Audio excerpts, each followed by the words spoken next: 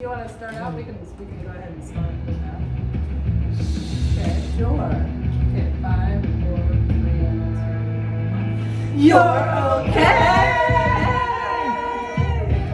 Hey, Saber Force fans! We are here to review Disney Vision's Star Wars Episode 2, Tatooine Rhapsody.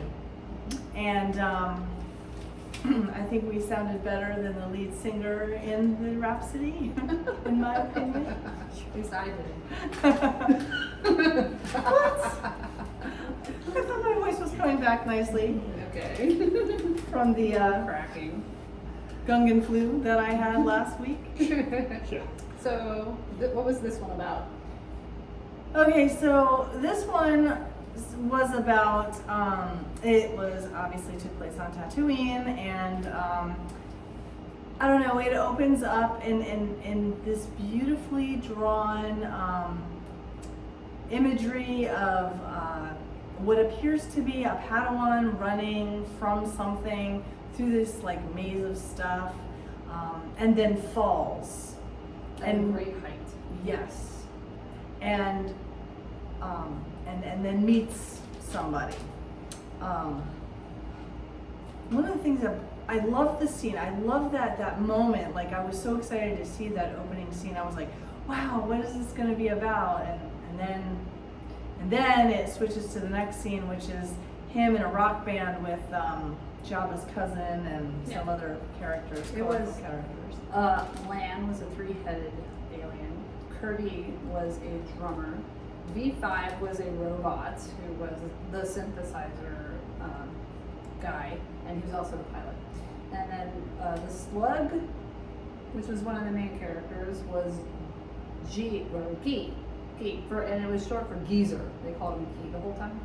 And then the main character was Jay, who was a Padawan, and he left. So He got sick of fighting that war, apparently, and was on his way. and Jay is a human. Yes. As far as we know. Yeah. Yes. Human Jedi. I personally liked the drawing style. The story had me a little off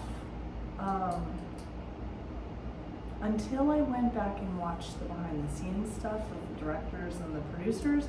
Then it kind of like started coming together for me. But my first watch of this episode, I was like, what is going on? I mean, what did you think, Dirk? I thought that if you took School of Rock and you put them on Tatooine, that and Jack Black could kind of reminded me of the Hutt character. So if you took all that and did that, that's kind of what you had is a rock and roll version of Star Wars, which I always kind of wondered what kind of music was in Star Wars that the average people listen to. So maybe this is it. They rock and roll is universal. Perhaps. Well, I mean, they do have the cantina scene in New Hope, so they have that. That's kind of a more classical, disco-ish type music.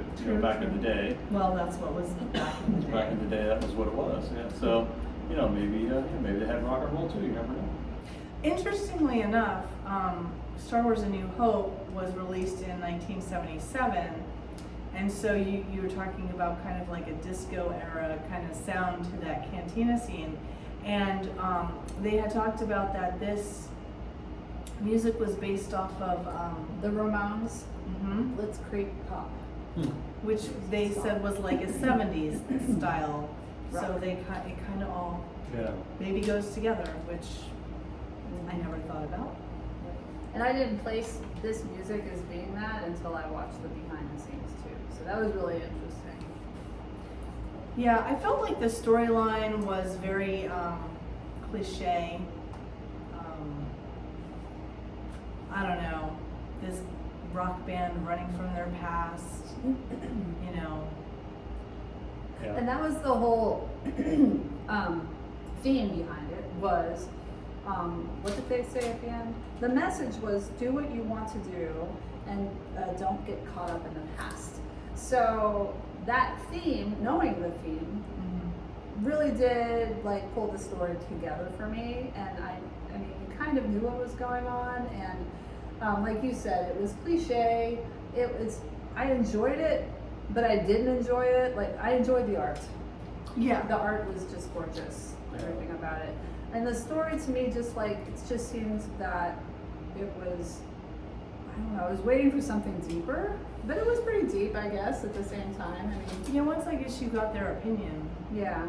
The other theme throughout it too, they were trying to convey was also found family, which is a running theme in Star Wars that, like, you know, you really don't see a lot of like families in Star Wars. They're all people who were thrown together under certain circumstances, and then like that's their family. But I have one more thing to say about that though. It was they also said that the main character Jay made the choice to leave the Jedi Order because of music. They wanted to follow what he wanted to follow, and the other character Guy left Jabba's family to pursue music, and so it's not just found family, but it's also their choice in found family, which is an interesting kind of deeper meaning behind it all. Right, it's like people leave their past, look for something that they're passionate about, and find other people they're passionate about, and that's them forming their group, which is then becomes their family, which is a nice theme. I liked it. So what did you think about the music itself? It was kind of like a high school rock band, is the impression that I got, that type of quality. Yeah. Yeah, I was actually surprised to find out who did the vocals. Yeah, I have no idea. It was like Joseph Gordon-Levitt. What was Jay? That was Jay. Yeah.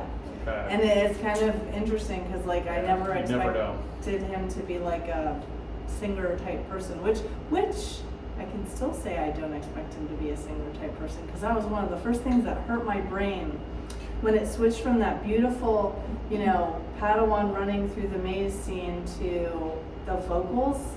I had to turn on closed captioning to even realize what they were saying in the beginning. Yeah.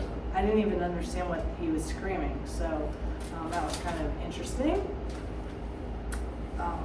And just another point, this came out of Studio Colorido, is the studio that developed this particular episode. One thing that irritated me more than anything was the design of Guy. The little purple beady eyes. Yes. And then like the Mick Jagger like lips and smile. I don't know. It's just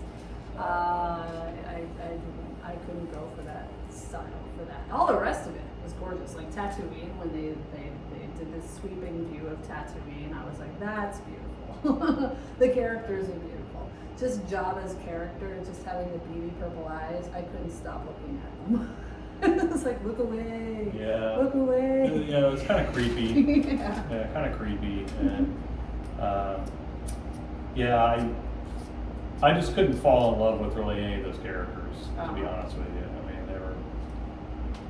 they're all right, but I wasn't overwhelmed with their personalities. We also had this like, is it a chibi or not a chibi discussion? Because, I mean, I am definitely not an expert on chibis by any stretch of the imagination, but I thought it was kind of hard to figure out really what they were, because they sort of look all the same size and sort of in proportion, but then not really in proportion. No, the heads were all big. I think the heads were all big. Except that the one with 3 heads, his head seemed proportionate to me. Yeah, they were smaller because they had to fit 3 heads on his body. Yeah. But and then I was trying to base it off if I was ever going to see like a full size like Boba Fett, like I was gonna base it on that, because you know he should look like human and proportionate, but Yeah, I think they were all chibis. I'm voting for the chibi, or at least the taller, like manga style of a kid, because they look like kids to me. They all look like kids. Yeah, it was kind of filmed. The camera angles that they used too were lower angles. I don't know if you guys They noticed were, that, but the yeah, angles of yeah. the cameras were lower, which I thought was interesting because usually that makes things look bigger, but these guys didn't look bigger. They sort of did look kind of smaller, so I don't know why they made that decision. Maybe just they wanted to show it in almost maybe a younger person's perspective, That's a good point. child's perspective, possibly. Because that's kind of how I felt when I was watching Yeah. it. Maybe Yeah. trying to like attract children as viewers or something. I mean, even the Maybe. the whole theme behind it and like the song lyrics and everything was very childlike. Teen, in teen, its- you know. Maybe more teen. More maybe of a, not so younger much. teen. Yeah. Tween. Tween. Right. Tween. Yeah, because here was one of the lyrics. Hey, say, be yourself, free yourself, yeah.